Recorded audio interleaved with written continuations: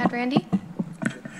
Yes, good morning. It's 9:32, and this is the second meeting of 2026 for the Government Operations Committee. It's supposed to start at 9, and somebody was late. So we're starting at this time, and I'll call the meeting to order. Is there any public comment? No. Okay. I'm looking for my agenda.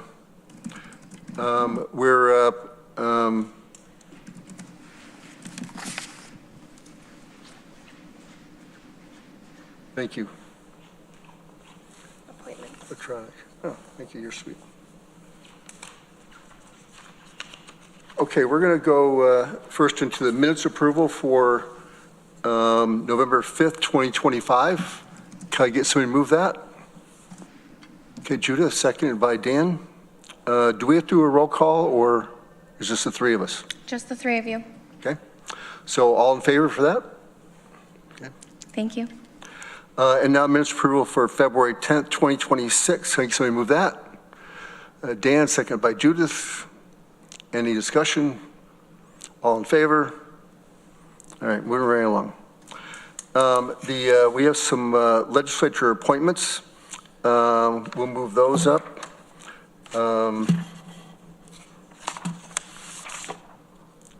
And this is a legislature appointment for Lee Shirtliff to be the legislature representative for the Historical Commission.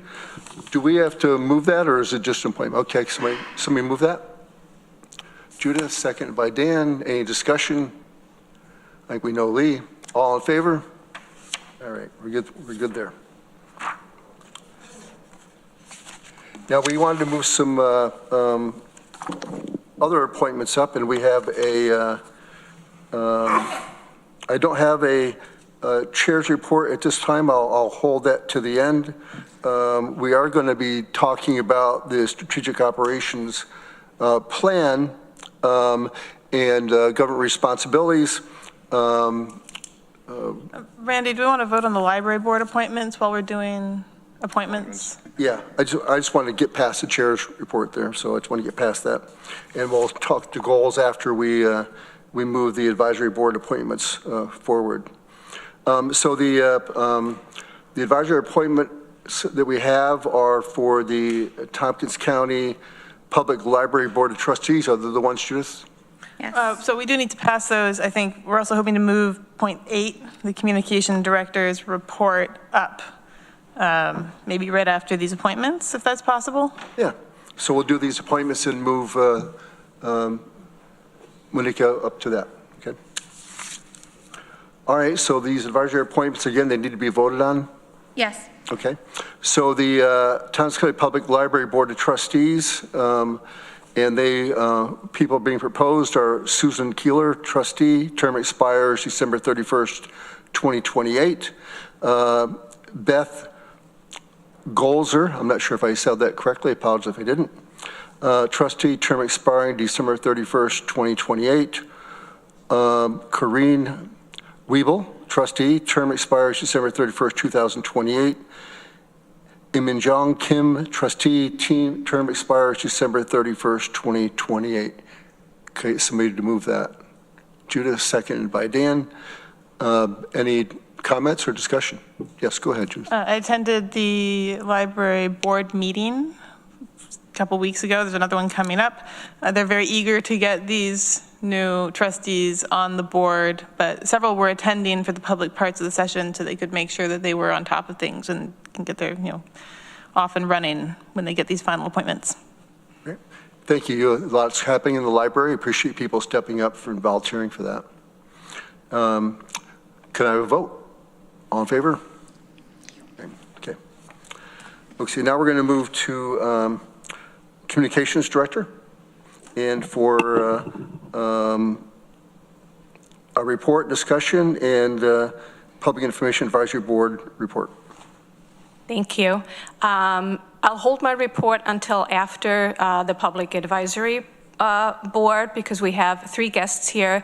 I've worked with this board for a while now, and we meet monthly, and I thought it would be nice for them to come here to this committee that I report to, and also to talk a little bit about the purpose of this advisory board and what the goals are for 2026. So if you want to come up. And Yeah, please come right up and sit. yeah. You're welcome to sit right up at the table here. Feel free. And pull that microphone towards you. If you'd introduce yourselves too, that'd be great. Okay. My name is Linda Holtzbauer, and I have recently become the chair of the advisory board. My name is Ron Van Ormer, and I am the secretary of the advisory board. And I'm Paul Boyer. I've been on the board for close to 2 years, maybe a little more, and I'm vice chair. What we do is supposedly advise Monica, the communications director, but we feel that we support her because she's so competent and so thorough in her job. But we all believe and work towards dissemination of legislative and county information to the citizens. We feel that, there's a news desert basically now in Tompkins County, and we want to do our best to have an educated population. I think that's what brought me to the board. One of the items that I think was made available to you was a copy of a op-ed that was collectively written by PAB around 2023 for the Ithaca Voice, and it tries to outline some of the challenges that the local media have, understaffing, especially, which reflects the lack of financial resources that they have. The collapse of the Ithaca Journal, which once upon a time had more than 24, close to 30 full-time or part-time reporters. Well, currently, the local media, if you take all of the media outlets together, can't come up with that number of reporters. So even with, we're not a news desert in a technical sense because we do have a number of papers, and the Ithaca Voice, among others, works very hard to be a responsible watchdog. But they don't have the resources that we once expected a community to have to provide ample reporting of the activities of the community, including the local government. The statement of purpose for PAB is, as the fact sheet points out, is to encourage meaningful public involvement in community government issues and activities. Well, they can't do that. The public can't be involved if they don't understand what the issues are. They're not going to be informed, and they're not going to care because things are going to be happening that are invisible to them, and so they're not going to be engaged. So an important role for the board is to create a community conversation, to raise these issues up and to make people aware of what's going on and how their involvement is really necessary in a democracy. And as we know, that's more important than ever. So the activities that we're encouraging, that we're looking forward to facilitating this year is to sponsor some events, such as a public meeting, a public forum at the local library where we have a speaker that Ron is helping to facilitate to talk to us about the history of journalism in Ithaca and maybe have a public panel discussion with media representatives, reporters, and others, so they can talk about then versus now and what we can do about that. We would like to submit another op-ed, one or more, maybe possibly a series, to keep the conversation going, and also try to network. The business model in journalism has collapsed. The idea of supporting a newspaper on advertising doesn't really work anymore. So what's happening now is that nonprofits are coming in to provide some resources to support local papers. Again, The Voice is leading the way in that.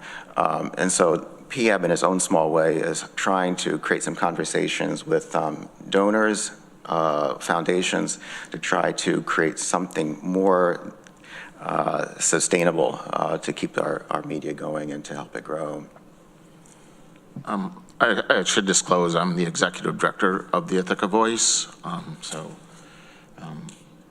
don't regard any conflict of interest. I think that all news sources and communication sources that are open to the public. I'm here to support all the way around for Tompkins County. And we also want to note that the legislative liaison to this board is now Dan Wakeman. So he will be attending his first meeting later this afternoon. And I also wanted to say that we talked about the America 250 celebrations that are happening all over the place this year to celebrate America's birthday, in essence. And so those op-eds that Paul talked about, and also the lecture or community forum about the history of journalism, the history of public information in this county sort of goes along those lines and along those themes as well with the historical aspect. So, so I want to thank you guys for coming. There are more members on this board. I just wanted to note we have Kate Supran, Carissa Parlato, Patricia Poist, and Bruce Estes. And like I think Linda said in the beginning, this is an advisory board to the legislature, so at some point they might come with recommendations to this board or to the full legislature with something that might impact public information and communications if they feel they have a recommendation to give. So I don't know if you have any questions for the board members that they're here now. Do you guys have any questions or comments? Go ahead, Judith. I think it's fabulous that you're working on this. One of the things that surprised me when I came back to Ithaca 4 years ago, I grew up here, but I was away, is the level of detail that some things going on at the city level, like the planning department. I never thought I could be so interested in what's going on at the planning department, except for when I was reading those articles. And wouldn't it be lovely if we had similar levels of coverage of other issues that are going on? But of course, the money isn't necessarily there. My mother used to work for the Ithaca Journal, but I guess that does not, function in the same way anymore, much to everybody's loss. I'm looking at your op-ed right now, and I think these questions that are posed at the beginning, why does Tompkins County's polio vaccination rate lag the state's rate? What's the status of these cleanup efforts? These are questions where there wasn't an answer provided because the fact the question is unanswered is the point. And I think those questions are still unanswered to some degree, but I hope that with your efforts that we can provide more clarity. And I think a lot of the new legislators are trying to provide direct clarity to constituents now, as I'm sure other legislators have been, which is valued. I can see that it's valued in the community. People are looking for information about what's going on at the local level when so much of the other news that we're getting is both somewhat demoralizing and we don't have a lot of effect on it from day to day. So having effect here and being clear about what we're doing here seems so important. And on that subject, I meant to praise the work of the legislature and Monica, because in the absence of having the press be able to cover all of the local events and all of the meetings in that way that we used to assume a paper would do, the reporting that comes out of her office and the legislature and the other government offices is more important than ever, because that now is the window that people have into the workings of the government. Not that it's a sufficient replacement. You still need a functional press to play that watchdog role. You can't have government reporting on government and say democracy is working. But I think in the Tompkins County and the community here does see the responsibility of that role and does do it carefully and thoughtfully, and I think that's supporting that is another vital role of PAB as well. It's good to hear that feedback. Appreciate that. So are you focused primarily on county business, or what about in the rural areas as well? They're the same issue. They're trying to reach people and share their information, and they actually have committees focused on sharing that information, trying to figure it out, because they realize the local, especially the Ithaca Journal, which has been the primary paper, isn't adequate for what they're doing. So they're doing newsletters of their own, which is an expense. So what are your thoughts on the news coming out of the other towns? We have discussed a little bit how we can how we can support or help any legislators who want to or are trying to get information to their constituents.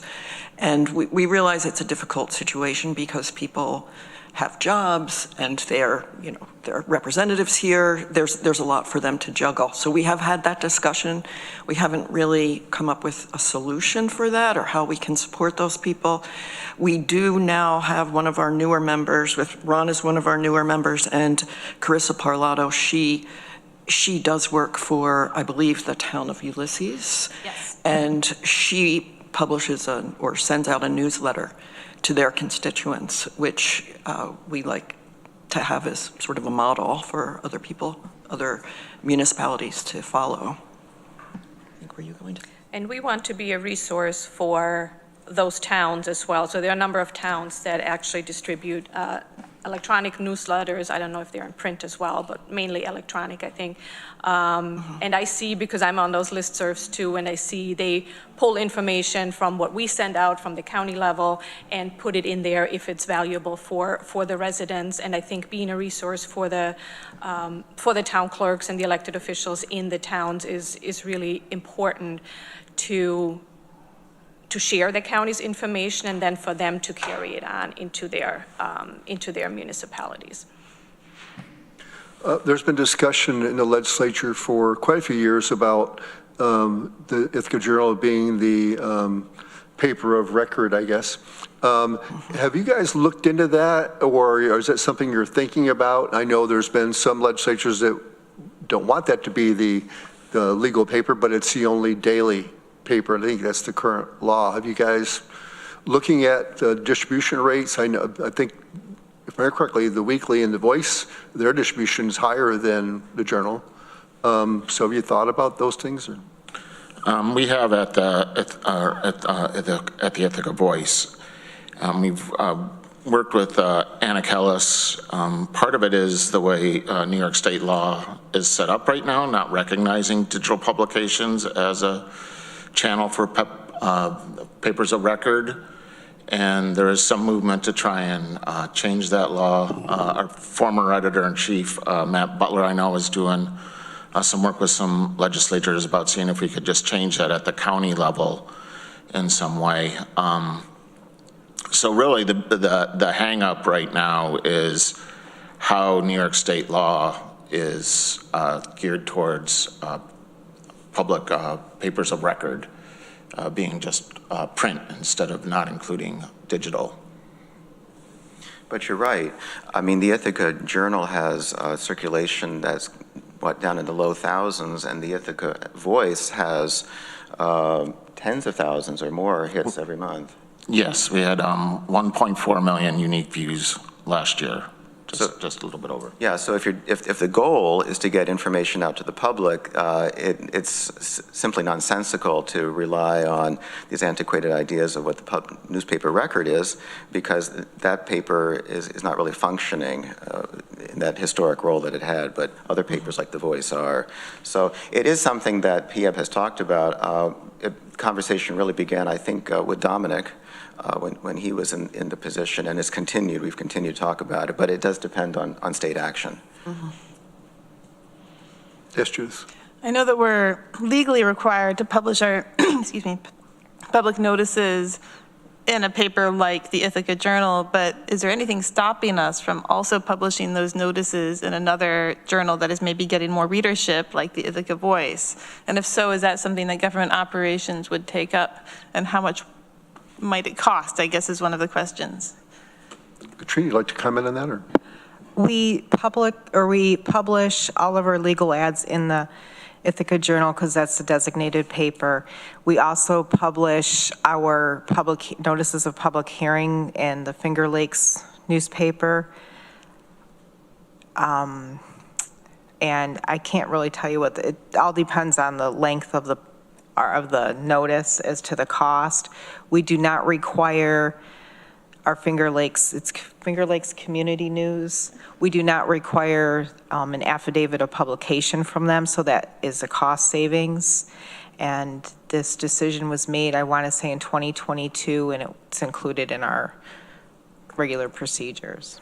I'm curious about the choice of the Finger Lakes newspaper, which is a journal I'm not familiar with.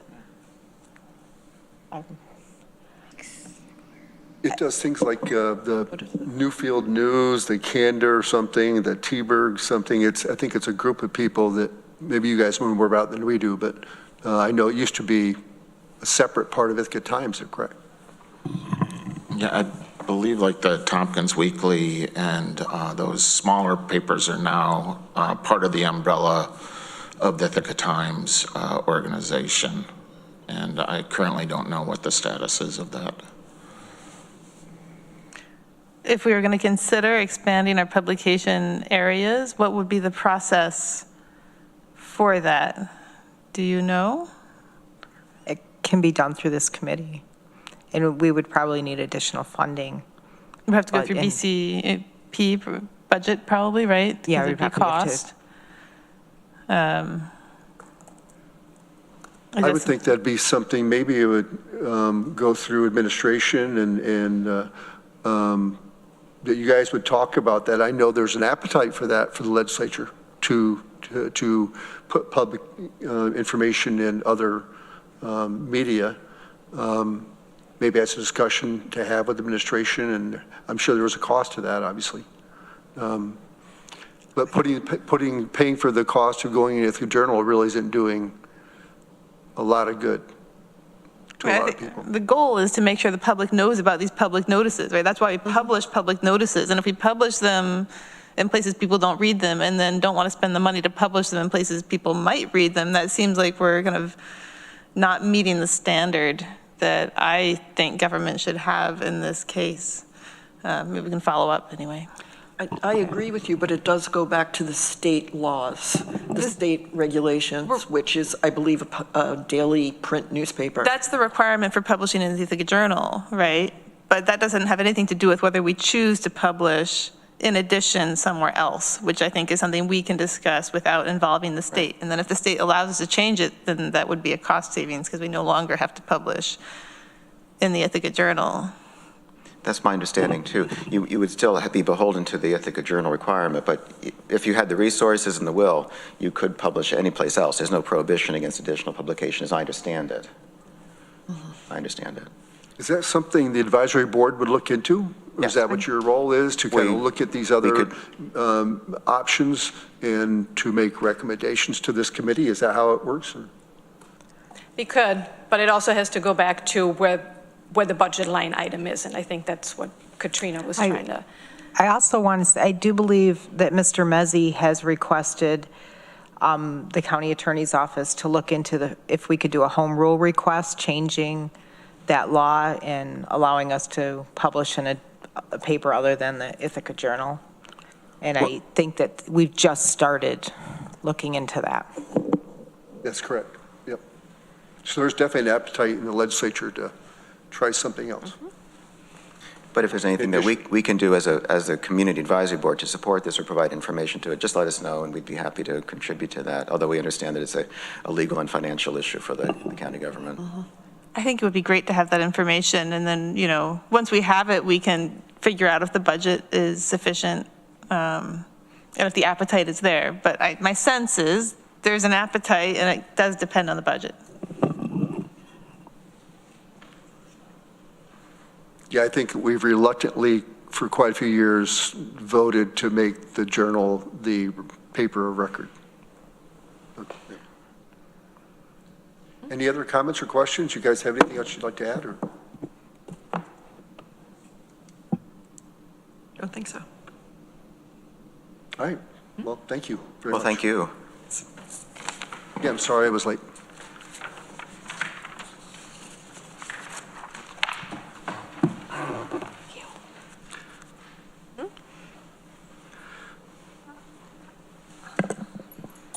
While you're up, would you like to discuss anything else?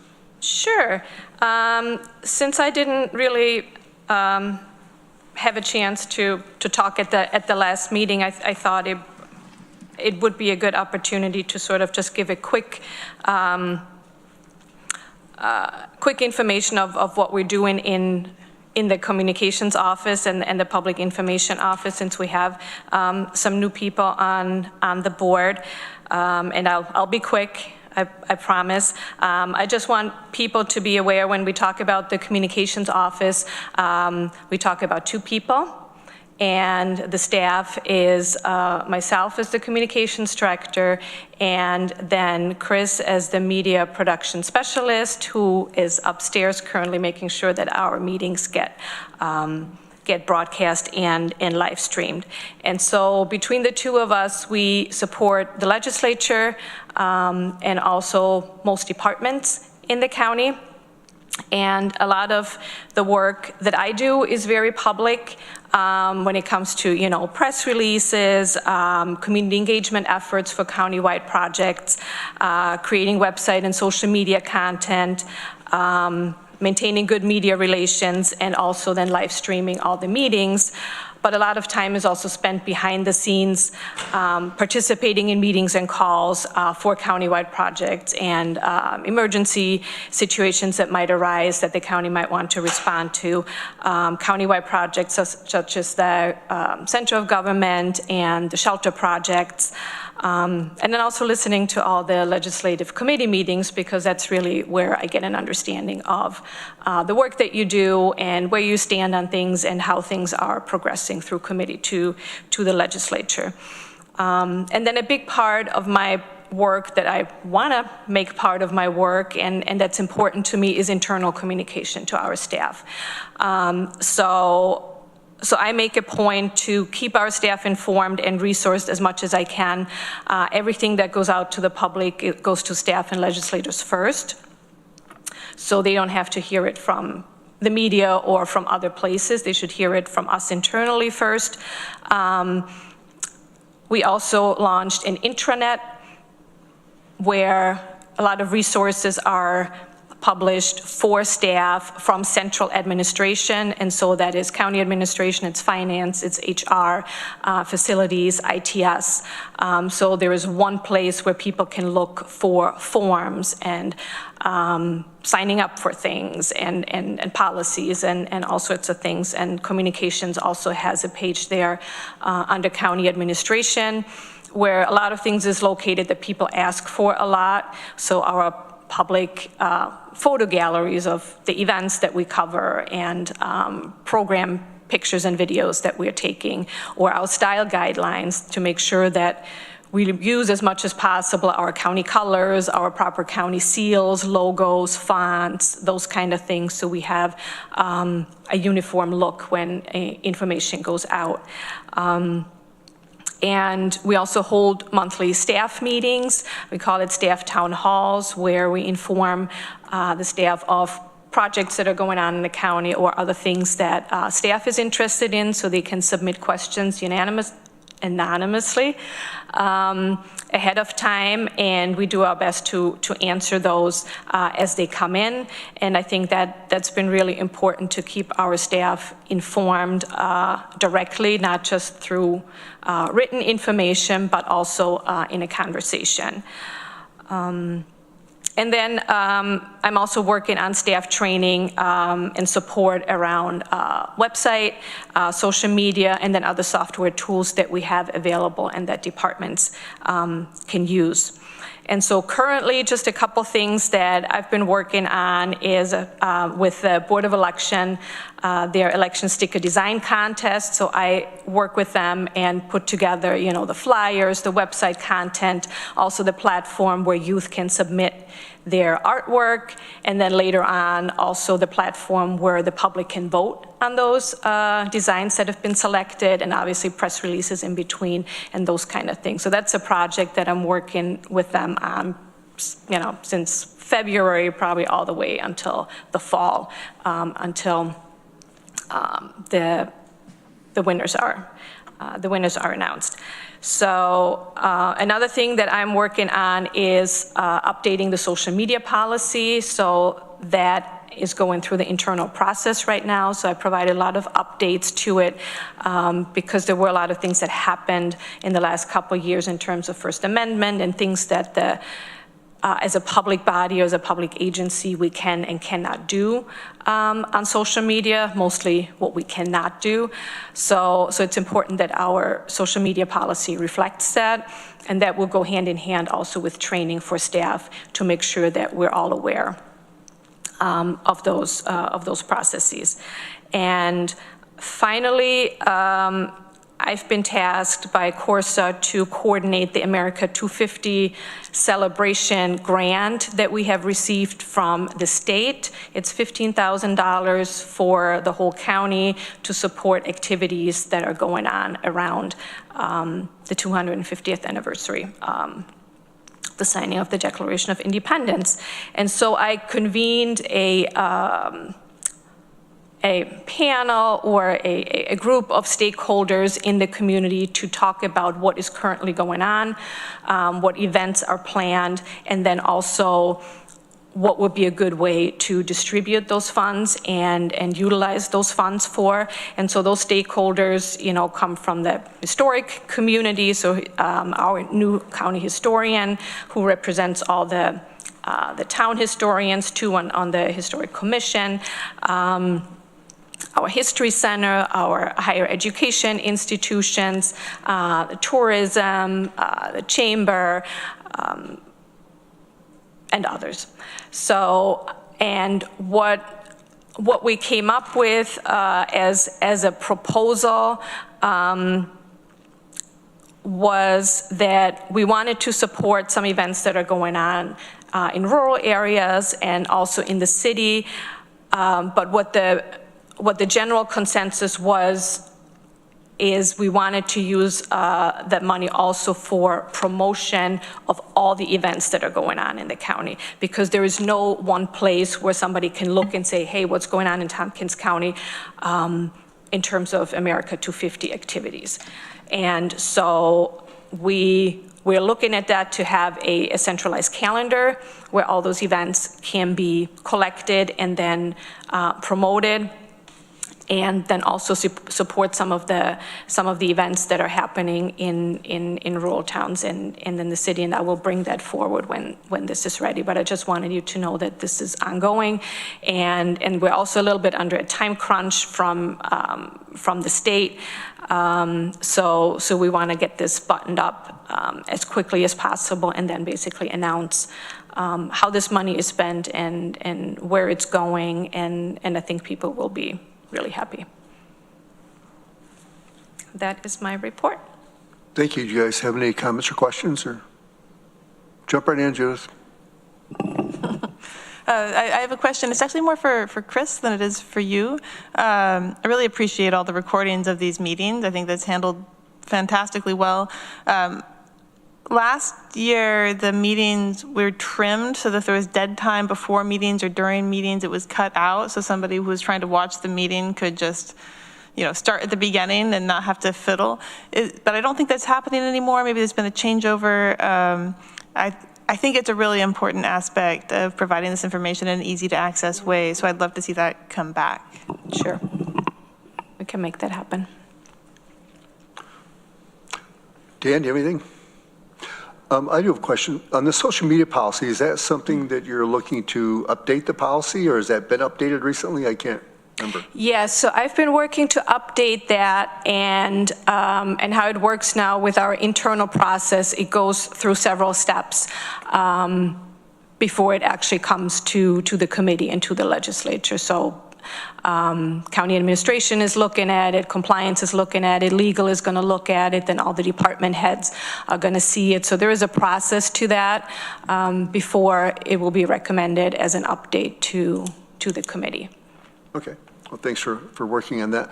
So much information is outbound from the county, from so many different departments, and I'm sure people feel overwhelmed at times with all the information that's out there. And I like the idea of a centralized calendar. I know that other organizations are looking at that as well, and how to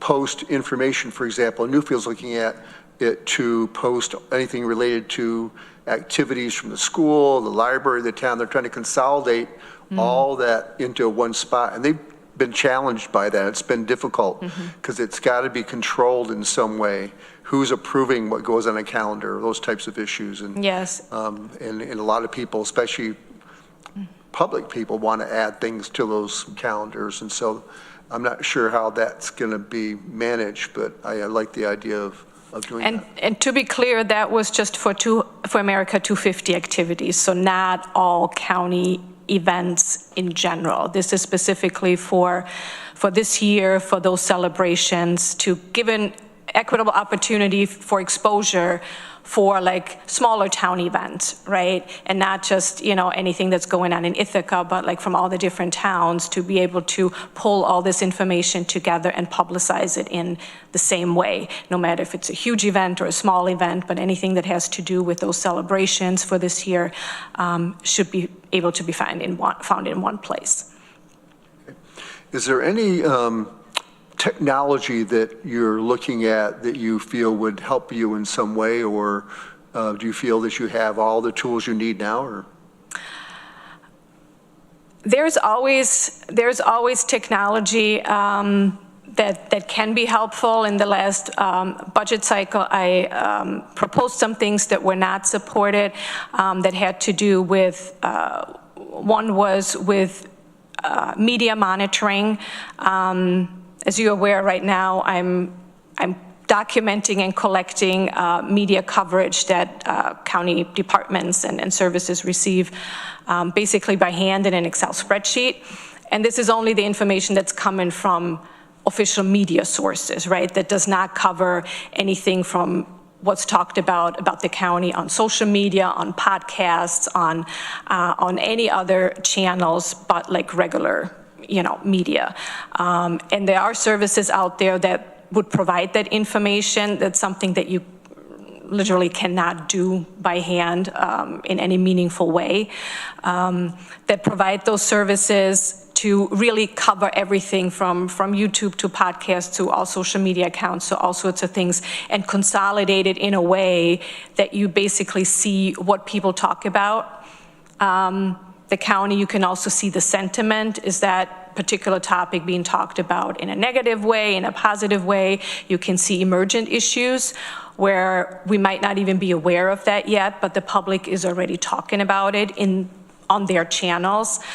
So there's a lot of information that can be gained from that is all electronically gained, and they also use AI to sort of pull in that information. But the important part is that it comes from all sorts of channels that we just don't have the capacity to monitor at all times. So that is one thing. And the other thing that I looked into was regarding the website and how people consume information, because if you Google something, and it used to be that you would get a whole bunch of links and then people would click on the link and then they get to the official website and get the information there. Now with AI, you Google something and people, the first thing they get is an AI summary. And I personally try to overlook it because I don't want to believe that I want to go to official sites to get my information, but that's what people do. So what we see in sort of communications trends is the click-through rate is not there anymore. Like, people don't click to official websites anymore. They sort of believe what AI tells them and what is the quickest summary that they can get. And so for our website, I mean, we still need to have a website, obviously, for our official purposes, but there are ways where you could use AI chatbots in that similar fashion. When somebody basically asks a question on our website, how it is now, you can put in a search word, and again, it gives you all the links to internal pages on the website, which is not always helpful because it doesn't give you information, it just gives you links. With those AI chatbots, what they do is, like, they actually talk back to you and they use all the information that you have on the website and say, hey, how do I get this permit? And instead of getting 5 links to the registration form and to this and that, it actually tells you in a narrative form, you know, this is how much it costs, this is where you go, this is the opening times, this, you know, those are the steps that you need to take. And then you can still go to a web page or whatnot. But it's much more a conversation than just here are some links. And so they started using that, I believe, or implementing that last year. And so I got some demos on that, what other communities have used a better version for that already. And it sounds really promising because it's one of those things where people can get that information anytime, right? So you don't have to have staff available. It's 24/7. And then once staff is available again, people have already the information to go to them and say, hey, this is what I need to do, or here is my information. So, I mean, that's the short version of it, but there are definitely tools out there that can help with that information flow, and it would be a little bit more controlled because it would come from us, right? It would come from our website. You know, you can feed information in there, the information that you want people to have, as opposed to people getting information from an AI summary where it's not really clear where the source is. And oftentimes there's information there, and I think we had it with recycling and materials management, where a summary was given or information was given that was not correct, but there is no way to figure out where the source is coming from and to correct that because it's not from an official channel. So. Yes, Judith. Thank you.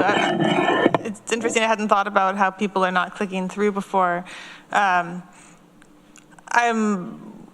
If we were going to consider having a chat system on our websites, I would imagine that it would be very important to validate that the information we're giving is correct. I've heard about situations where companies have chat bots, and for instance, I think with Air Canada, somebody was chatting with it and they got the incorrect information from the chat bot, which then led to them having, doing the wrong action, and eventually Air Canada was held liable because it's their chat bot. Now, the AI summaries are not our AI summaries, so if they give the wrong information, it's not really our fault. But if we have a chat bot that gives the wrong information, then suddenly we've made a terrible, terrible mistake. And so I'm wondering how those things are validated. We don't have to answer it right now, but that's a concern I have. Are all of the conversations people have with these chat bots reviewed to make sure they're actually providing useful and relevant information? That also, I think, is very important. And I hope that we still have a search function, because not everybody wants to chat with an AI chatbot. Many people do just want to find the relevant direct source of information and not be sort of in this artificial conversation with a fake person. And those are all good questions to ask and to get answers from the vendors. And obviously there's a lot more research that would have to be done to get into that if that's something we want to consider. I'm just going to echo what Judith said about sources. The chatbot, AI summary, AI discussion should have links and references that we put, if we host it ourselves, right? The number of times I have called a chatbot an idiot is too numerous to mention, because it's just not giving me the right information. But if it had given me the information and given me 3 links to reference, I could have drilled in and found it. Well, thank you. I support the idea of technology, so don't let that go away. I know there's always a cost of things, but I think the benefit would outweigh that. I think we need to embrace technology, so bring that forward. Maybe in a few months, you'll discuss it with administration, obviously, but I'd like to know more about it. Absolutely. Thank you. Great. Thank you. Jay, would like to stop up? We'll jump you right up there. Should we first see if there's any staff here who need to be someplace else with a resolution that we might need to pass quickly? I don't know if we have any situation like that right now, but we might ask. Is the last resolution so we have one for? Nobody's jumping up. Is it? Well, I can wait. No, don't have an urgent place to be. You don't have an urgent place you need to be, okay.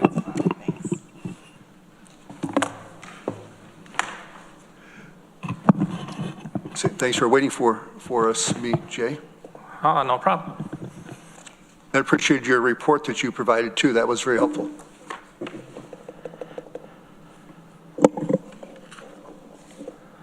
You just want me to jump right into the annual report? Jump right in where it's All right.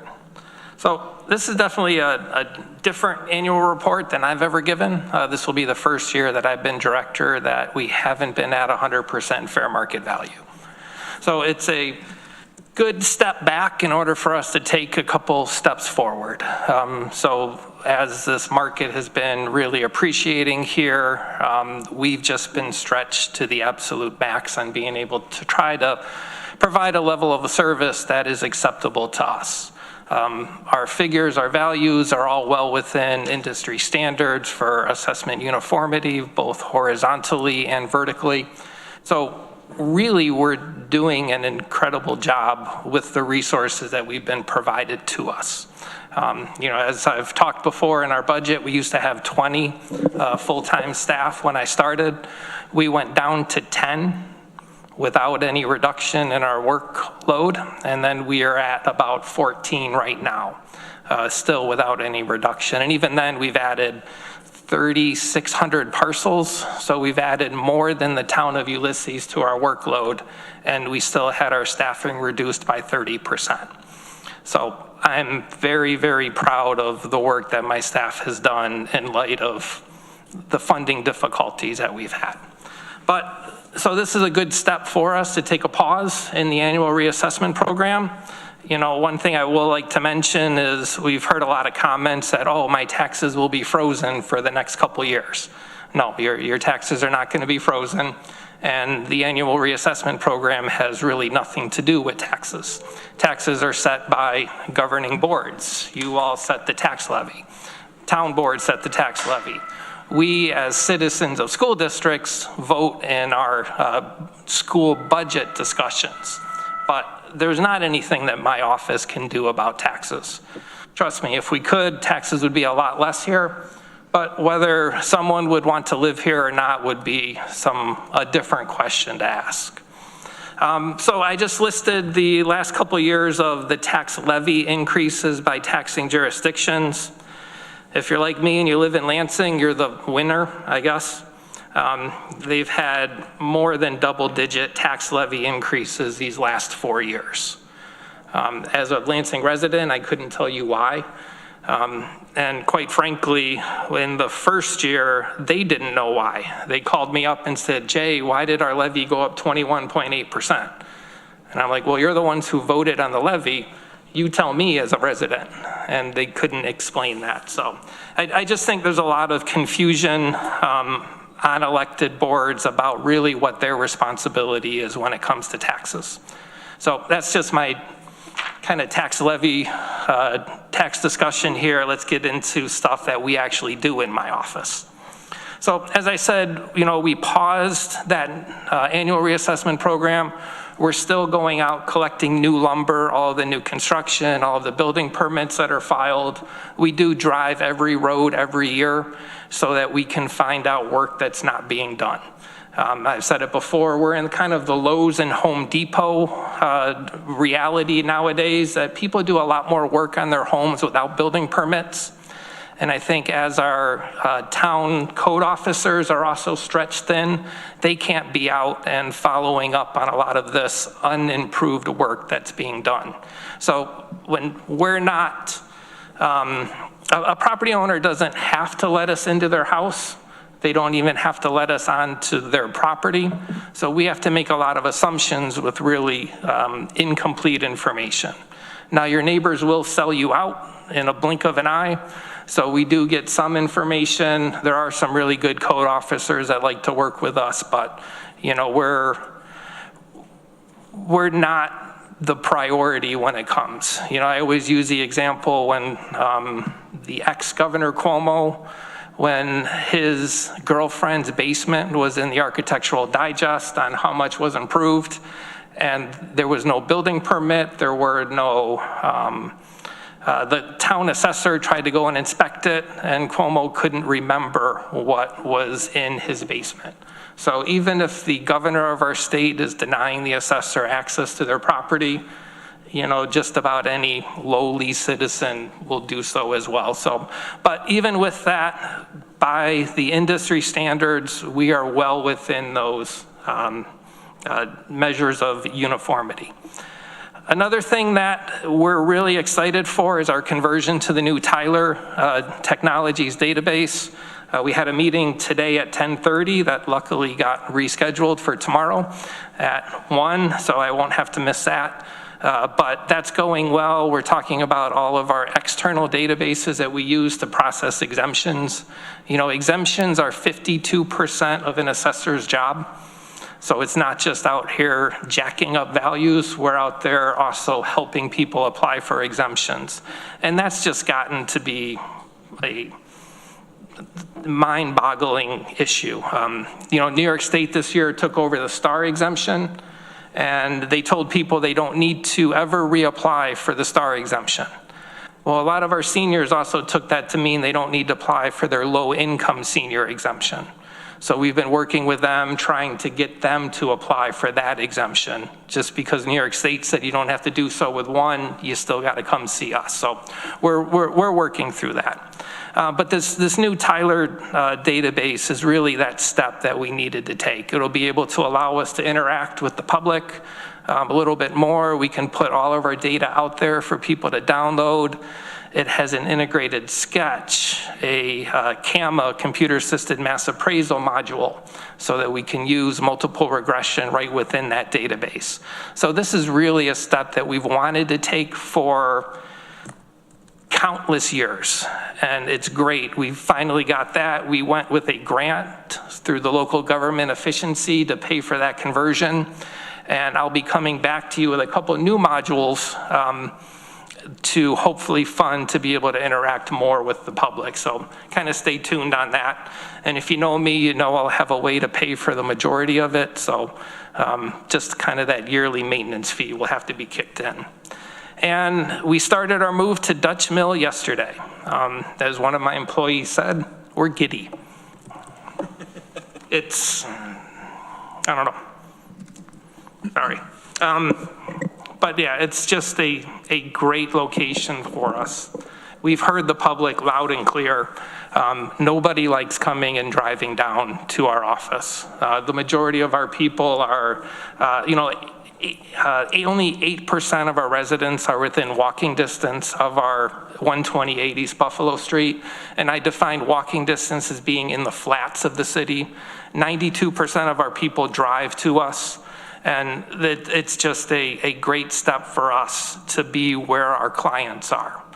Now, we do realize that some of our clients may have to drive a little bit further, but at least with only a couple towns, we'll be able to staff kind of town hall days for exemption purposes so that people in Ulysses, Enfield, Newfield, Danby are not going to have to take that extra drive up to Dutch Mill.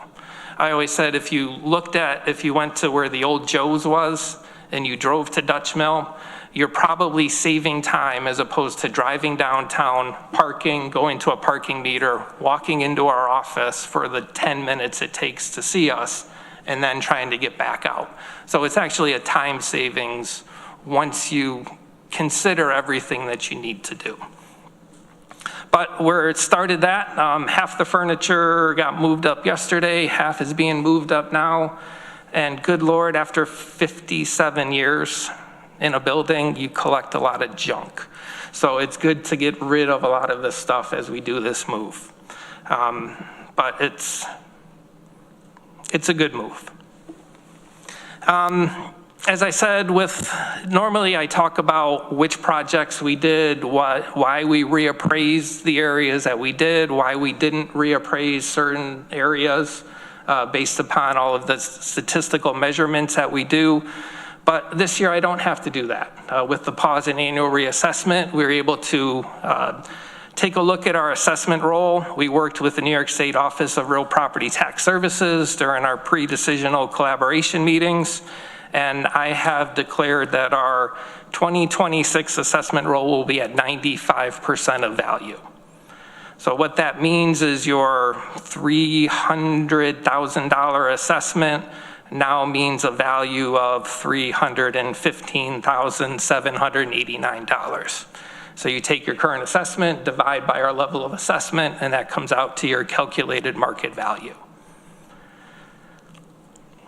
This year, just because we weren't out reappraising properties, we were able to take a look at a lot of the work that we kind of had to put on the back burner because we weren't able to do that. We did a parcel by parcel review in the towns of Caroline and Groton. There's a lot of properties that are off the road, a lot of improvements that haven't had a building permit. We found 2 houses in Caroline that didn't have any sort of building permits at all, any sort of septic permit as well. So we were able to try to navigate through that. So it's always fun. The one thing I really like about my job is you never know what you're going to come into each day. After 30 years there, I'm still learning some nuance. We also took a look at our building style. We only have 16 building styles for residential homes, so we wanted to make sure that we had consistency over those. In the past, it was kind of easy. You had your colonial, your ranch house, but now you kind of get a ranch house with a second story, which kind of defeats the purpose of a ranch house. So there's a lot of nuances in there to make sure that we're comparing apples to apples. We took a look at our extreme conditions on properties, the poor, fair, and excellent. When you only have 5 condition codes, and a lot of the times condition changes and we're not really aware of that. So we wanted to look at those. Typically, a poor or fair condition home is probably going to get more poor or fair as time goes on, unless there's some sort of major renovation that's done. The good condition properties are always hard because once they're built, they may be in good, like new condition. But if you don't go out there and take a look at it in 5-6 years, that new condition, that good condition now becomes more normal.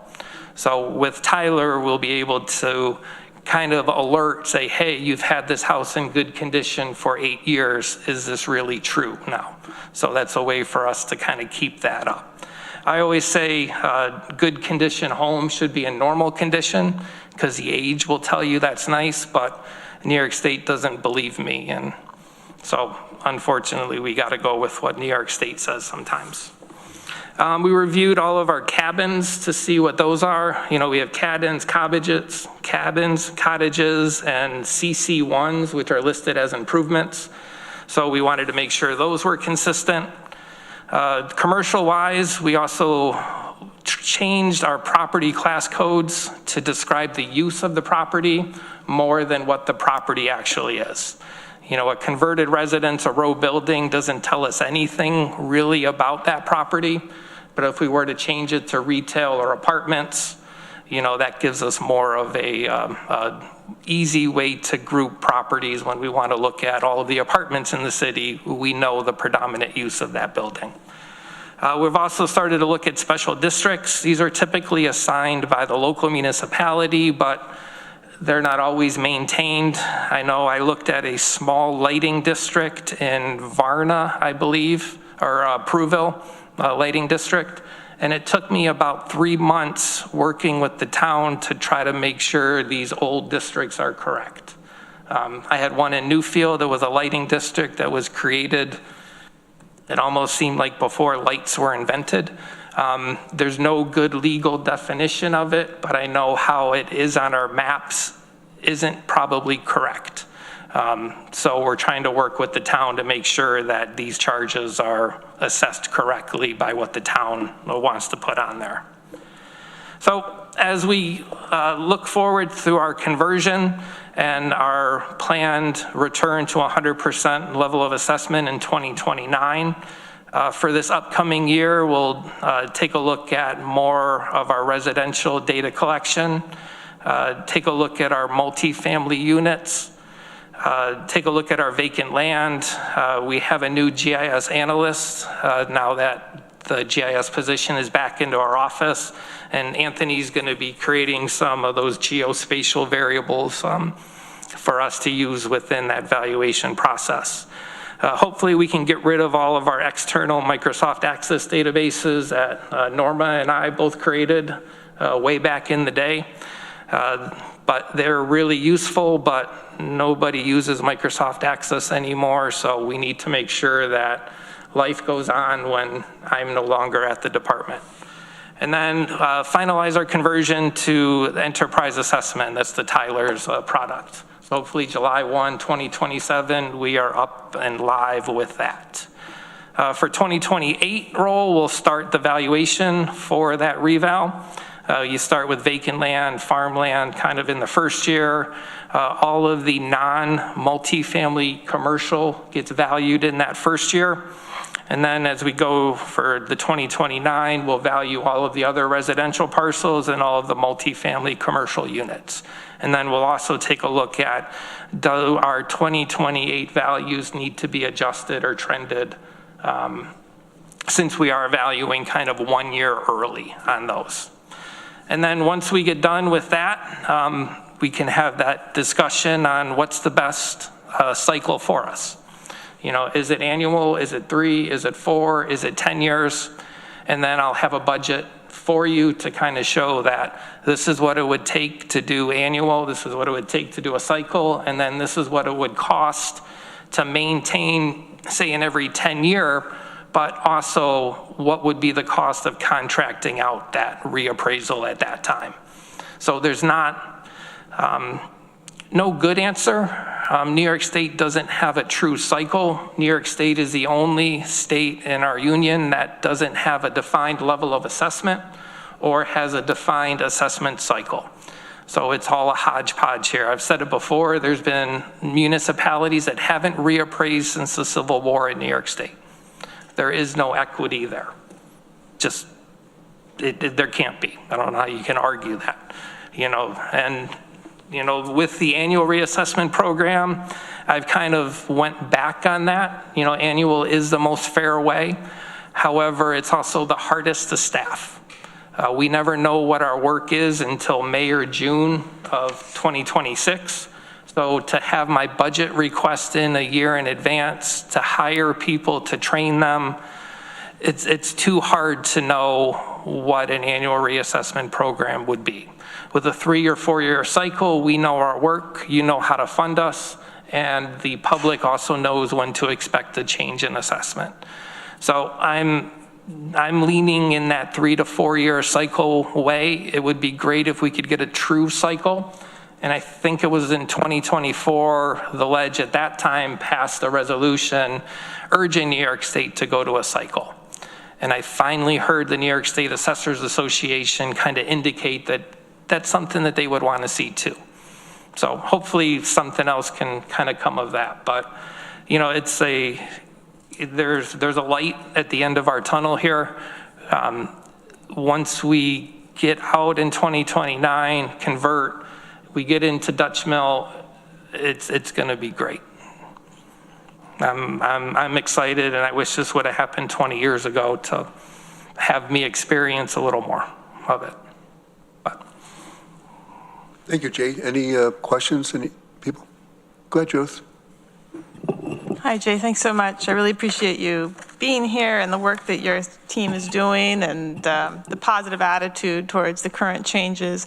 I have a lot of questions. I don't have to ask all of them right now because I'm on the assessment working group, so I can save some of them for later on. I think our meeting is next week, but I'm going to go through some of them.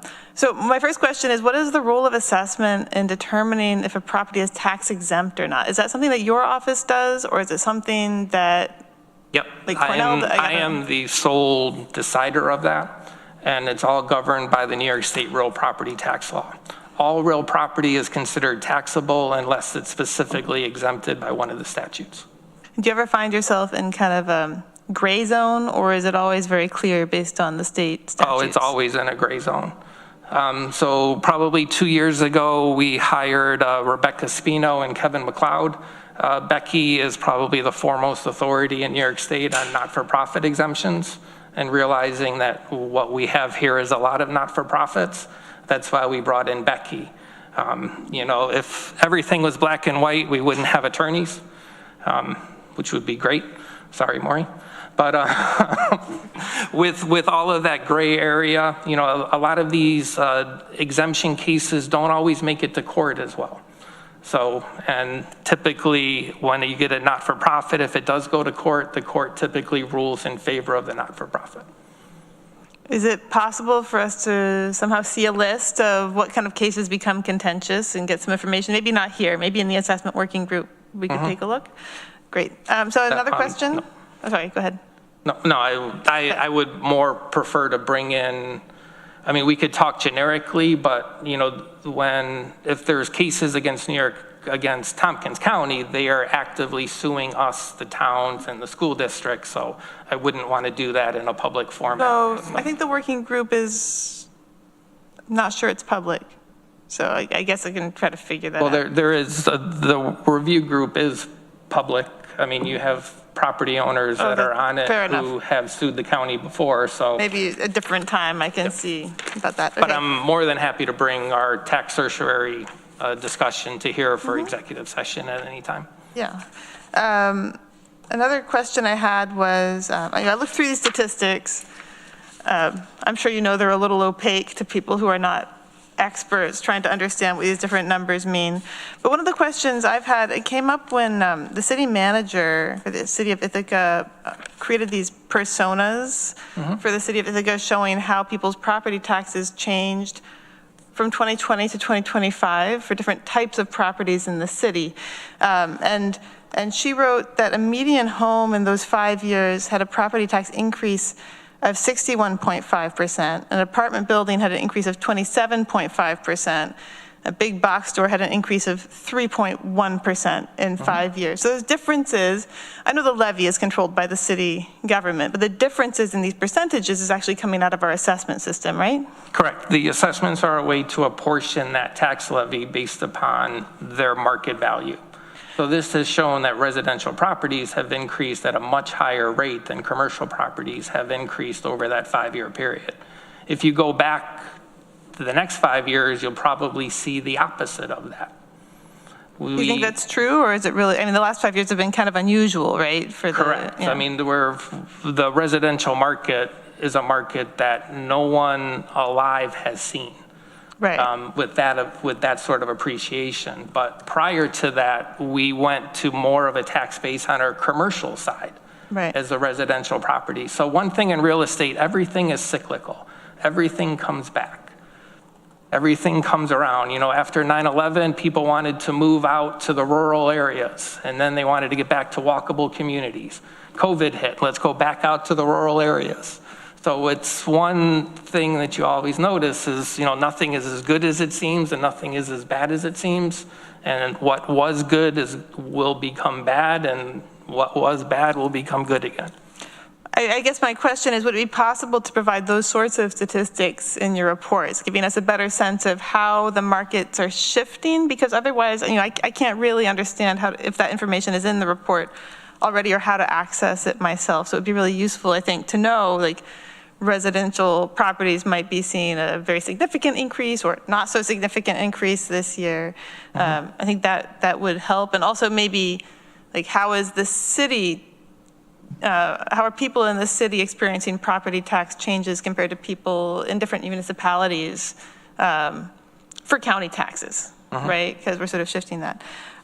Great. And then I guess I'll just save my other questions, except I'm wondering about your thoughts on the homestead tax option, which I think you mentioned to me last year, which is an option, for those who don't know it, where you fix the ratio of the property taxes that are paid by commercial and residential properties, and then they have different tax rates for those two different classes of properties in years going forward. I think it's something I'd like to discuss maybe in the assessment group or maybe here as a possibility. At last count, I think there was only 13 municipalities in New York State that offer that. I don't know a lot about it, but I just know that nobody likes it. One, it kind of takes away the equity from the assessment process because you're starting to tax different types of properties at different rates.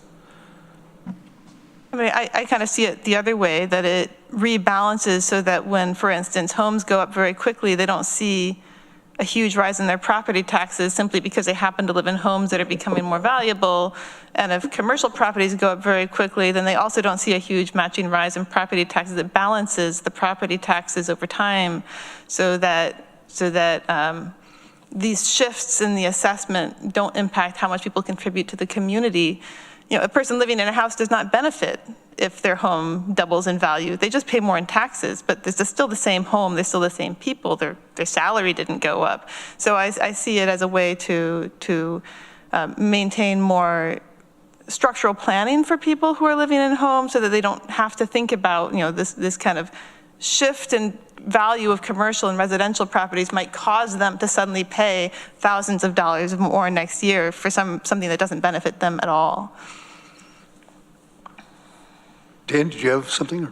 Well, I think Judith kind of hit on it there, and, you know, somebody who has been in a property with zero changes, just because market changes, their property, you know, skyrockets in value, and I realize that's only cutting up a pie, right?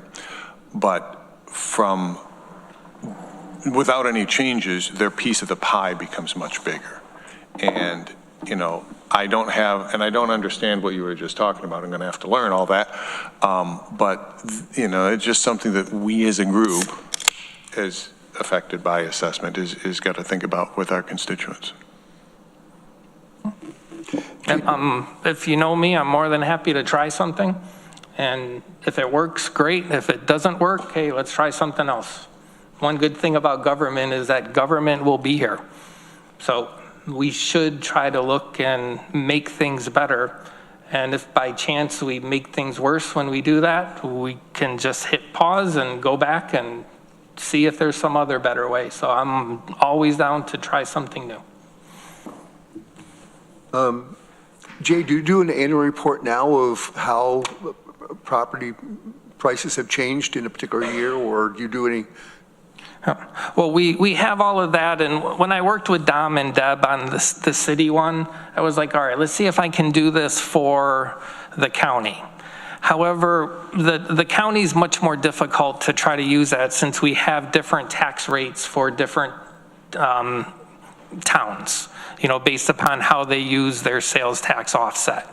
So it's, I went back and forth trying to figure out how to show that.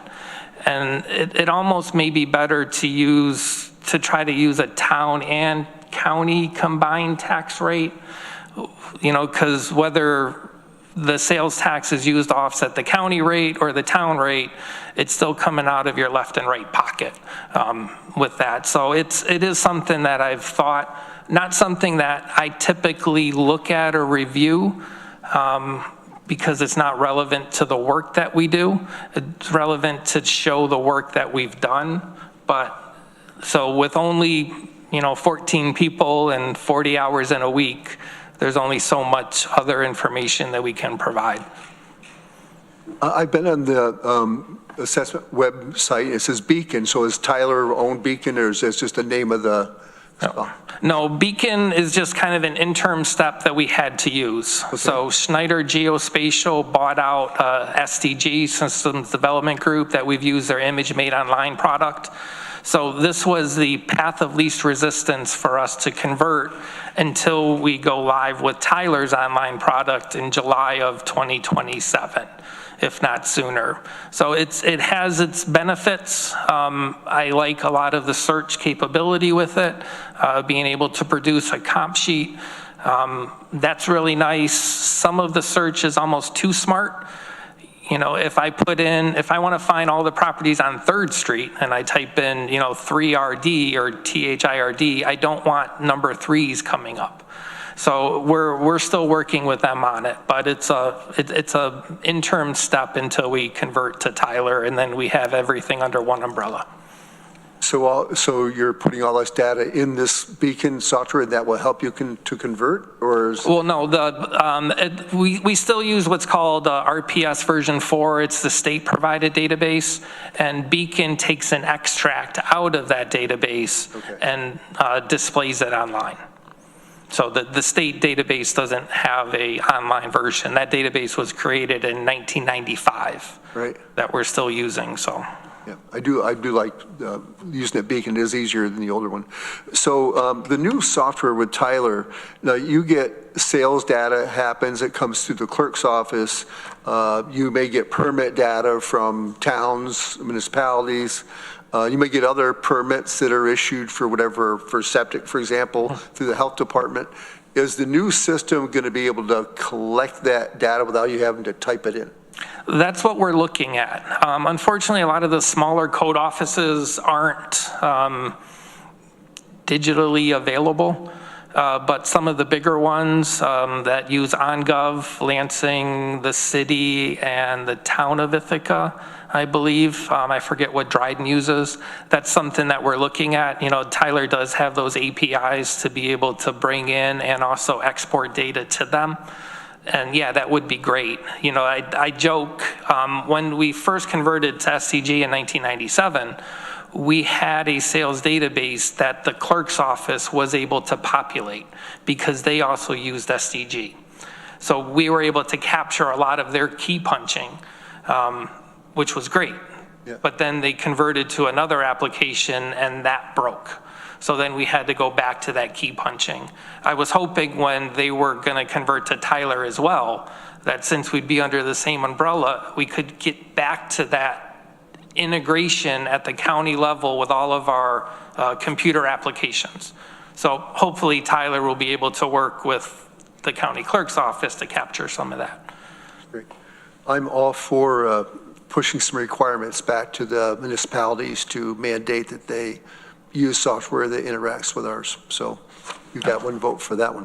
One of the things that's, and I'm going to pester a little bit. So farms get exemptions, and that would include a cannabis farm, right? That's making stuff. Yeah. But the difference is, if you're growing a field of corn versus a field of marijuana, you're talking hundreds of thousands of dollars difference in value per acre sometimes. So would these cannabis farms be appraised differently based on income versus if they're just growing a cover crop? Well, a couple things with the New York State Ag and Markets Law, Section 302, I believe, it defines what agricultural products are. And just this last year, they redefined cannabis as being an agricultural product. So yes, we could say this land is now worth $1 million an acre because you're able to grow cannabis, you got a license on it. New York State still sets that highest level that the land can be taxed at based upon its soil quality. So yes, we could go much higher on the land, but New York State would just provide a higher exemption on that land based upon the soil classifications. Now, we also don't look at what is being made in a property. We look at what that property is worth. What are those bricks and mortars worth? Now, if there's specialized equipment, specialized buildings for it, you know, there's an added cost to that we can capture. But, you know, we don't value how many pizzas someone makes. We value what the rent would be for that pizza place. So even if we were able to value the land much higher because of what they're growing, New York State would just knock it back off to their ag ceiling values. Okay. You know, they didn't create a special category because, yeah, I wholeheartedly agree. Cannabis is much different than soybeans. Yep. Well, thanks for that, Sharon. Anything else? Any questions? Yes, go ahead, Judith. I have one comment or question. We have some land that I've heard about, you know, that sometimes our partners are trying to buy for preservation purposes or whatever. We have a system where we can provide some funding from the county to help support the purchase of the land. But the amount of money that we're allowed to provide is based on the assessed value of the land rather than its true market value. And so what I've heard is... I believe whenever we buy or sell land, it's based upon my decision on market value. The assessed value doesn't come into play because there are always nuances with the assessed value, and the assessed value may not be the market value of the property. Right, I understand. Well, what I've heard is that some of our partners, if they're trying to access this money, they're limited in the amount of money that they can access from the county because our policies set the amount of money that we're allowed to provide based on the assessed value and not necessarily the true value of the land. Maybe I've misunderstood. Maybe there's something we can follow up on later on offline. Yeah, I don't know what that would be. I just know the land transaction policy, whenever we buy or sell something. A grant that we provide to our community members for preservation purposes. So it's not really us buying it. It's a different system, but it does rely on our assessed values of land. And so they say can be limiting in how they can access the grant if the assessed values are lower than the true market value. That might go through our planning and sustainability department. I know they manage a couple grants for that type of thing. And we've actually funded some things out of a fund that the county does have. We did one recently for the town of Ithaca, I believe, off of the Sage West King Road up that way. Sage Preserve. We actually $200,000, I think, that we gave them from county funds. It was a larger cost than that. That was just a portion of it, but so we do those types. Maybe it's our policy we can look at. Right. Yeah, without the nuances of how that assessment came, the assessment isn't always the true market value of property. You know, assessment's not trying to predict what a sale price would be. The assessment's just looking at what happened in the past and valuing the property based upon the past. I don't have a crystal ball. We're always working behind the scenes. And then there's a lot of nuances we have to value in the current use of the property and not its highest and best use of the property. A lot of the conservation easement appraisals I've seen have really overestimated the market value. I mean, even our current president had a lot of issues with the Silver Springs conservation easement that he was able to get and show that tax deduction on it. So, you know, I'm more than happy to help and assist in any way I can, but there's also a lot of nuances to the work that we do that need to be taken into account. I had a chance to tour Dutch Mill, and I think it's a good spot up there, and good parking, which is I think a big asset for us. So I'm glad you're happy with that move. You know, we had 1,800 seniors come through our doors, and that's the biggest complaint we hear is parking, especially January, February, snowbanks and slush, and this is a good step for our clients. Not every county department should be located downtown, and definitely not every county department should be located outside of the city. We should go where our clients are, which I think you talked about at the beginning of this meeting. Yep, I agree. And we have a community group coming here at 11:30, so a lot of things left. Well, thanks, Jay. Appreciate it. All right, moving on.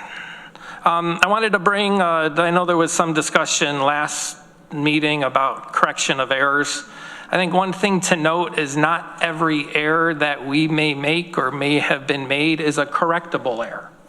So as with everything that we do, the real property tax law governs what we can do and what we can't do. So there's really defined errors within Section 550 of the real property tax law that really talk about clerical errors or errors in essential fact.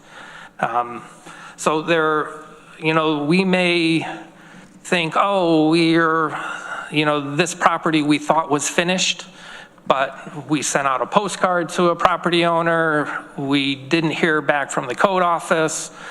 So we assumed the property was finished and completely new construction that was done. Then the property owner gets their school tax bill and says, wait, I was only 50% complete, I'm not done.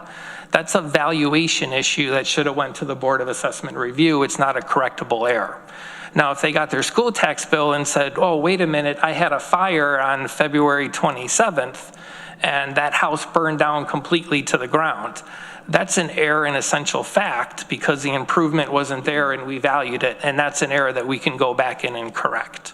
So there's not, when they says a correction of errors, it's really just what New York State says is correctable. And so I tried to only put an error in one place, because if you have a school tax roll correction, it's also going to involve a final roll correction. Because once you correct the school tax roll, you want to make sure you correct the final assessment roll so that the town and county tax bill that goes out is correct and isn't based upon that wrong value now. And the same with village. So far this year, we've had 5 final roll corrections, 2 exemptions for veterans were removed because one, the state duplicated that exemption on the roll, and one, the spouse was remarried and they could no longer receive the benefit of their former partner.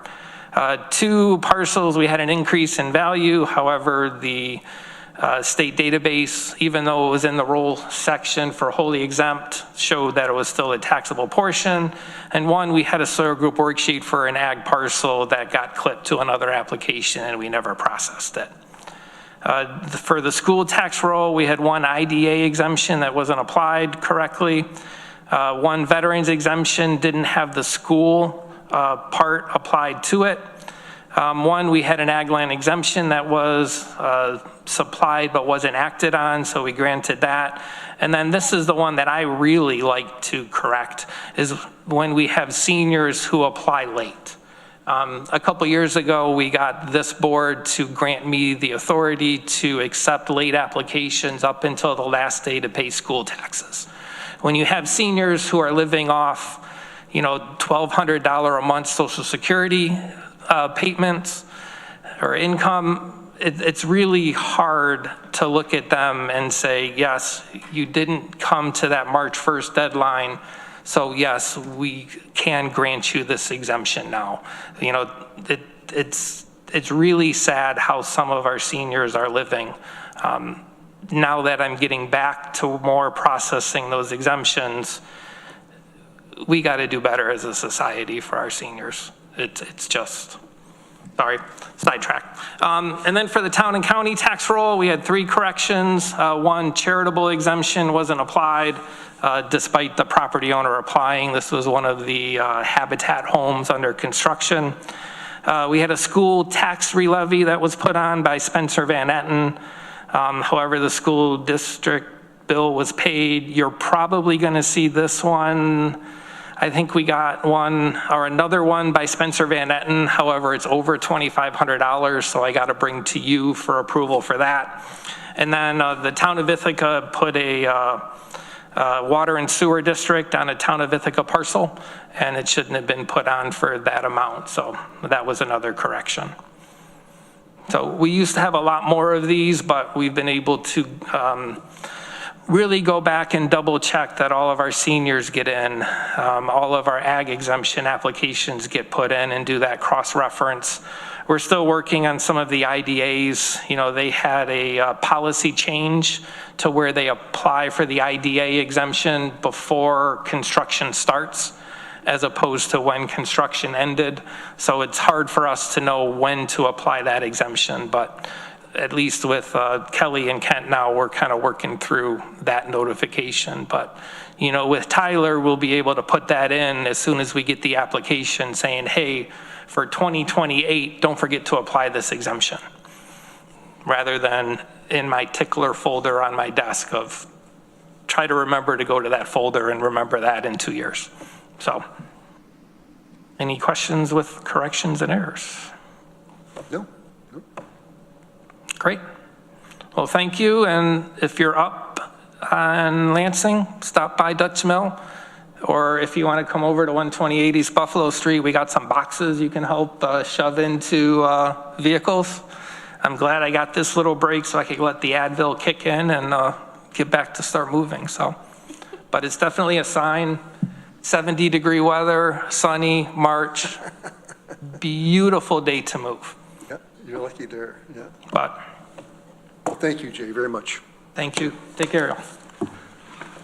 Looking at on the 6 chairs report, we're going to pass on the discussion of the street operation plan review, and we're going to not discussed our operations committee goals, priorities, but I will be sending out a memo to all the legislators about that, and so that when we come to our meeting on time in April, we'll be able to do that.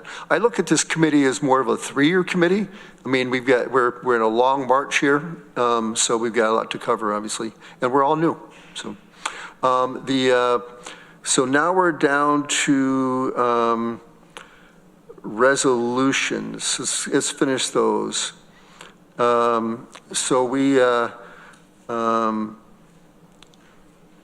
the legislature, we have the mileage reimbursement for legislature policy discussion. Do we want to have that discussion now? I don't think it's urgent. Yeah, I don't think it's urgent either. Okay, so we're going to move past that one. We're moving along then. But we do have a resolution that I don't think we've addressed that one yet. It's the adoption of list of designated officers and employees required to file an annual financial disclosure form. And that's ID number 13932. Okay, so we move that. Mover. Judith, seconded by Dan. And discussion. This is an annual resolution, and it's required through the Code of Ethics. And once this is adopted, I will send out a link and ask everybody to fill out a financial disclosure.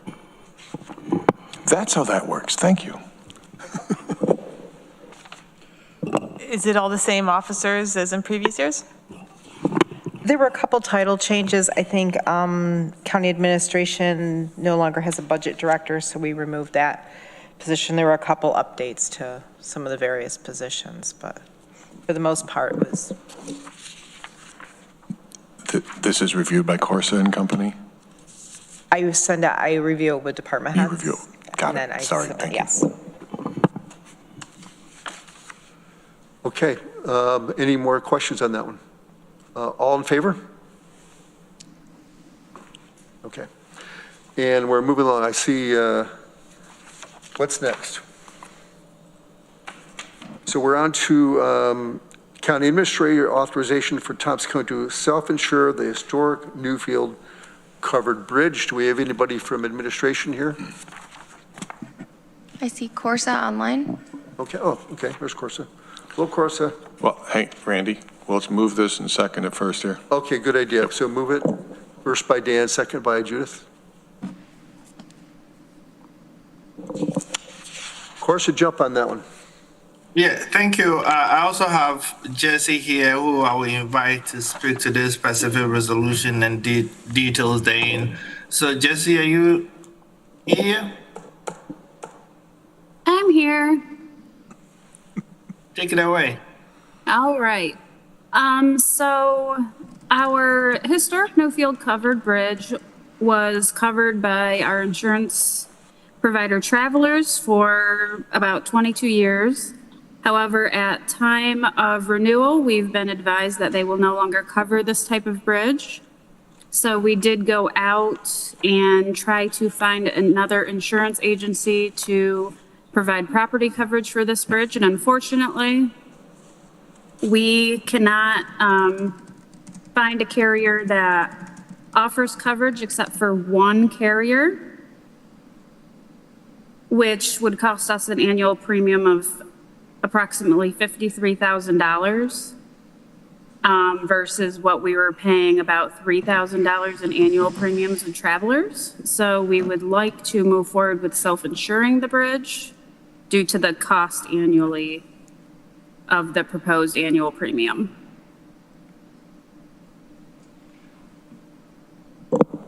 Who wants to jump in there? I'll go. All right, thank you. Go ahead.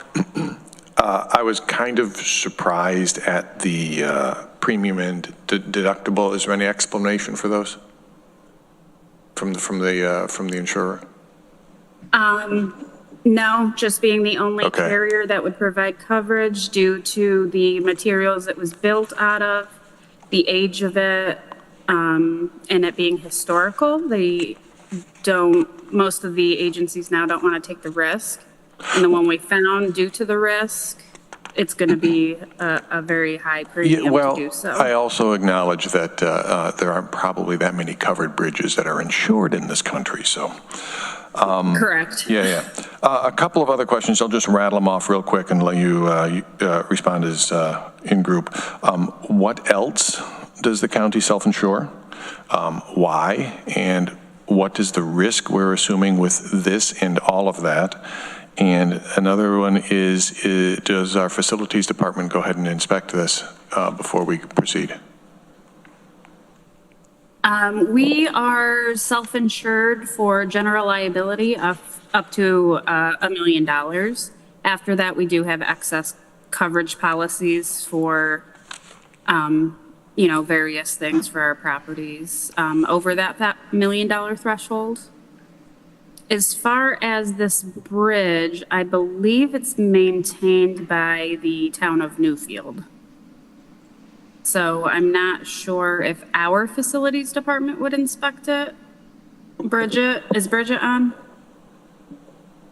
No, so I think it's something that we can have a conversation with Ariel and bring it before F&I committee to discuss.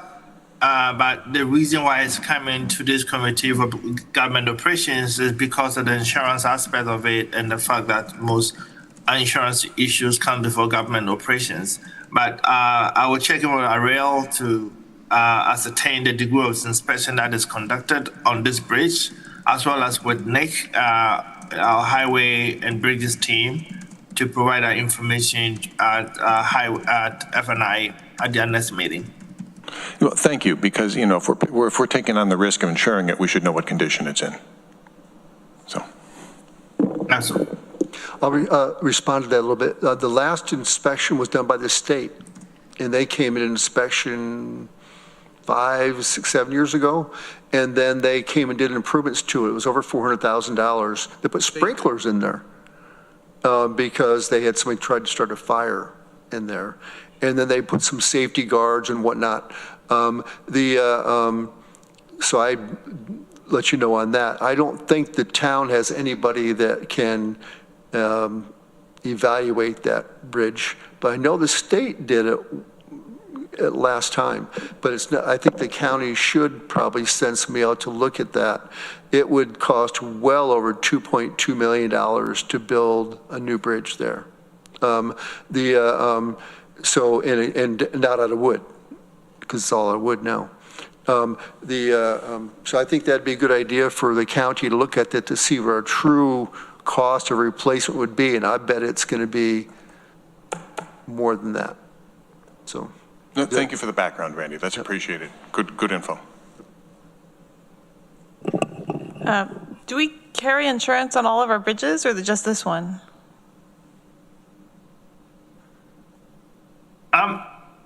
We do carry extensive insurance on several of our properties.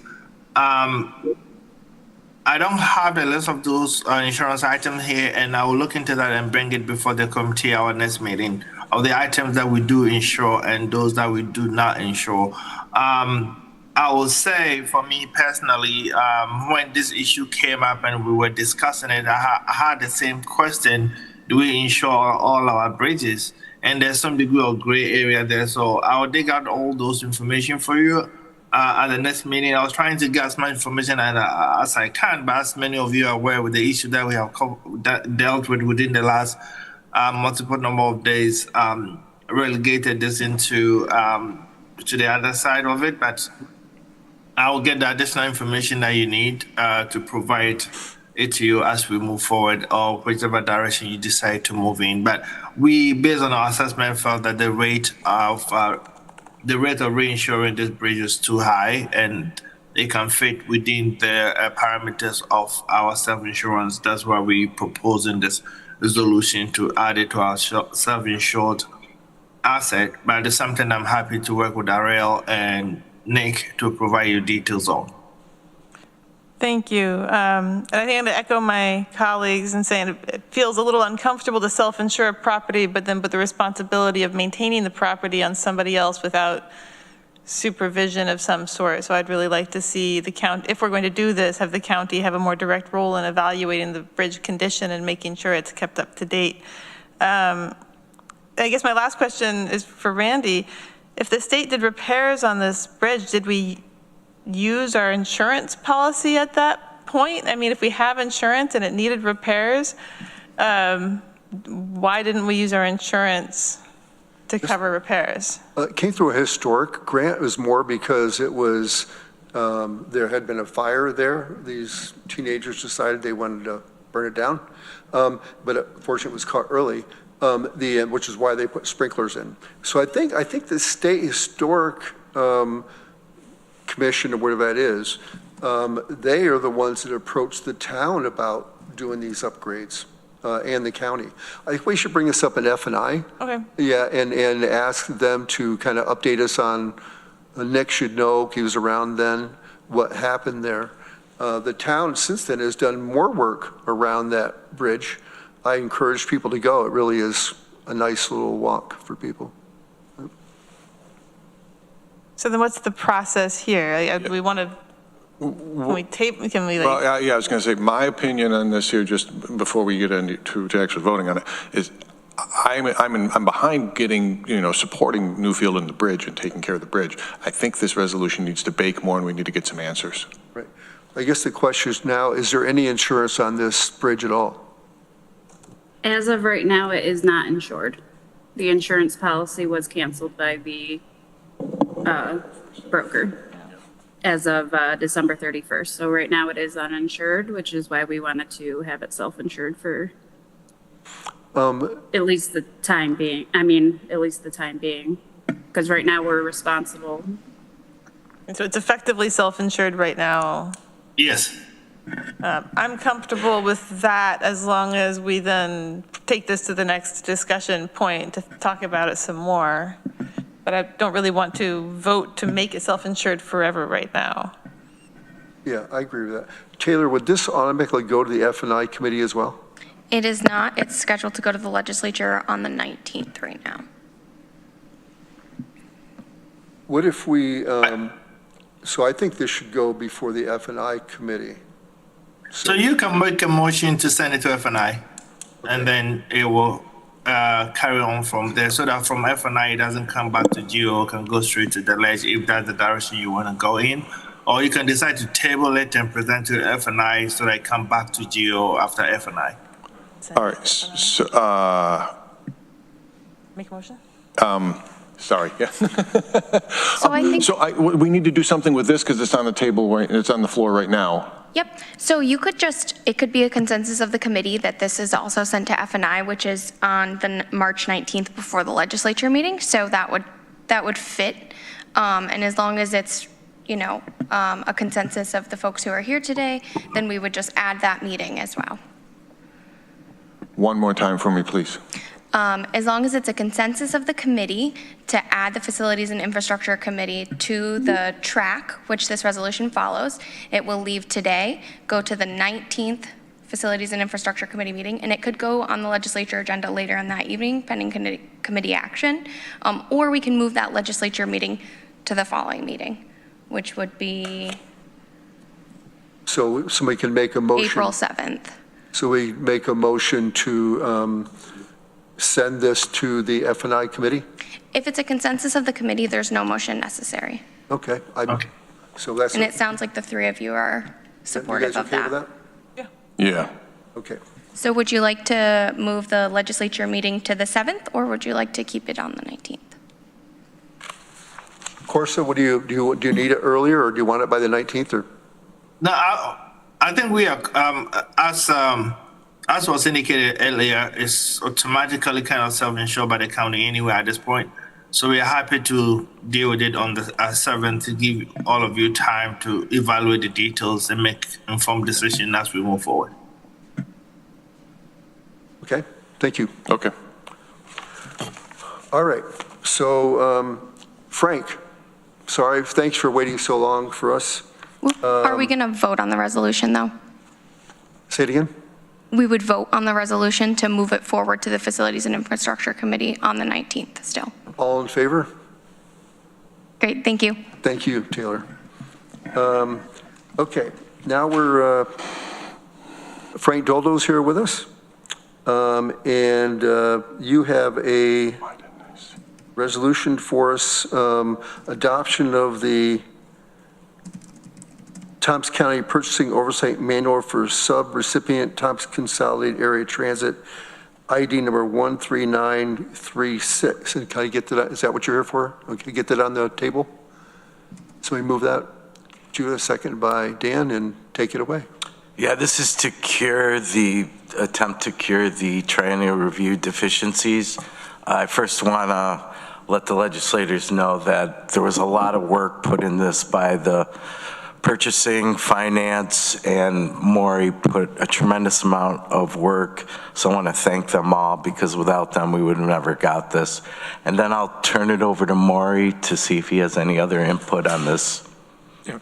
I mean, the purpose of this oversight manual is that in this particular triennial review, the FTA was not satisfied with TCAT having its own procurement policy, but also because the county is the prime recipient of FTA funds for TCAT, that the county have its own policy to assure TCAT's compliance with FTA regulations. So that is what the purpose of the manual is.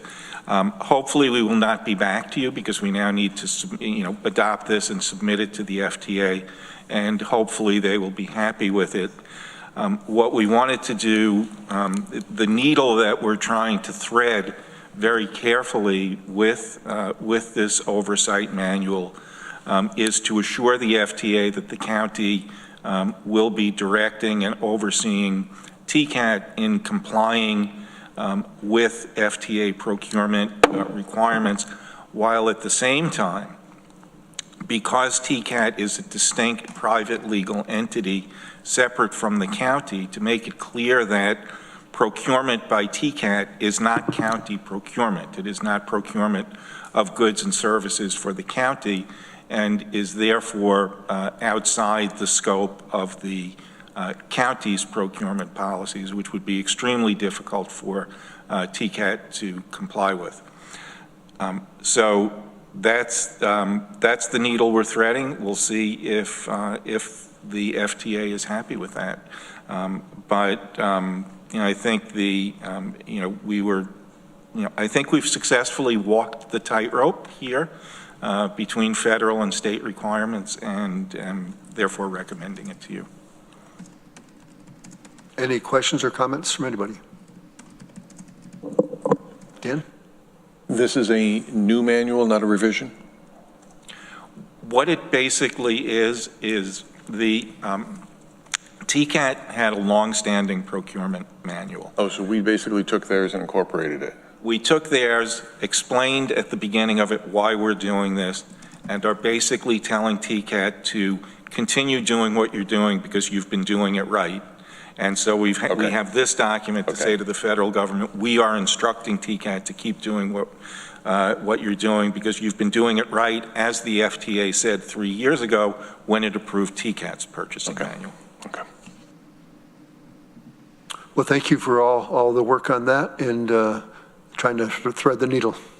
So, all in favor? Hopefully we won't be back with another revision of this. All right, good luck with that. All in favor? Thank you. And we have another resolution, adoption of County Disadvantaged Business Enterprise Program Plan for the Federal Transit Administration, ID 13939, and Dan moves that, and Judith seconds, and Frank, take away. So we hired a consultant to put together this program plan. This consultant that we hired was one of two agency consultants that have been approved by the FTA to approve the deficiencies in this category. And again, I can't thank Maury and Daryl and his staff enough for all the work that was put into this DB program. And now I'll turn it over to Maury with the good news. Yeah, well, the good news is that, well, part of the good news is that the FTA is, removed not having a DBE program from the list of deficiencies.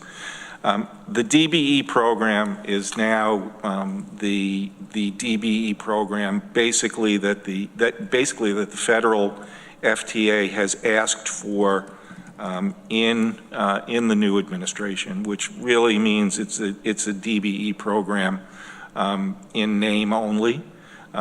Previously, the DBE program had been the FTA's version of an MWBE program. It's now based on business size and business finances, basically, what it basically requires is most of the outreach to get smaller businesses into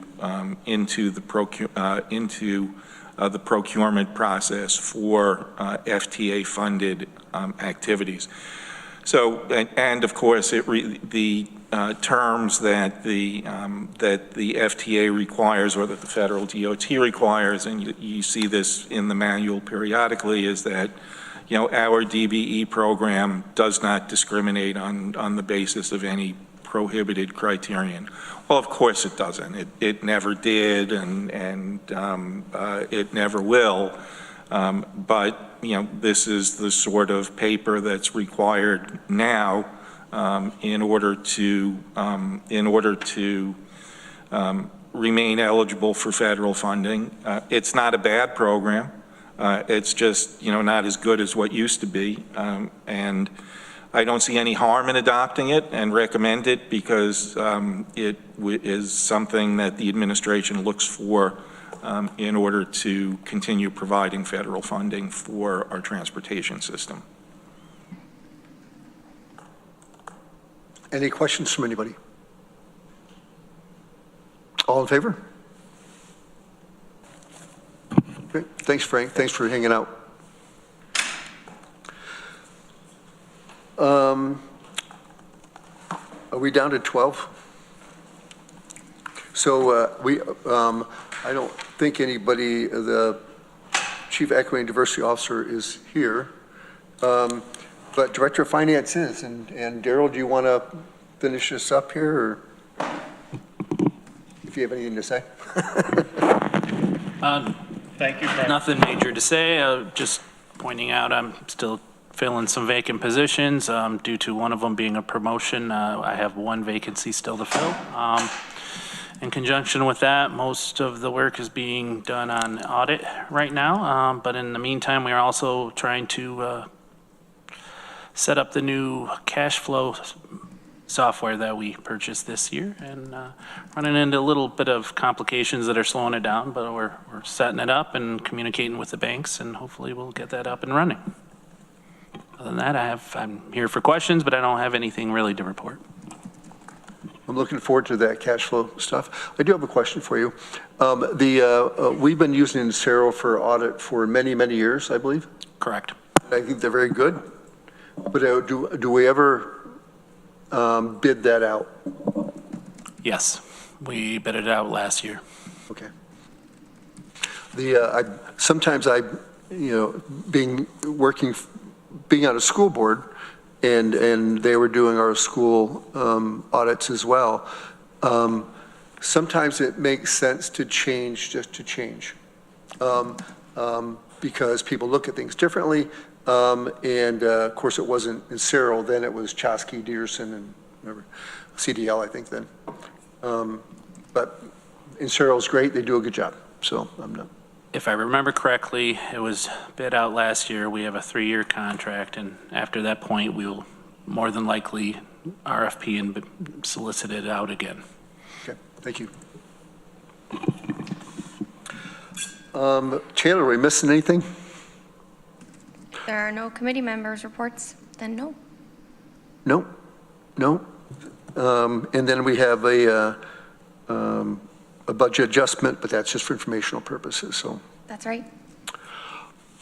Do you guys have anything else you want to talk about, or?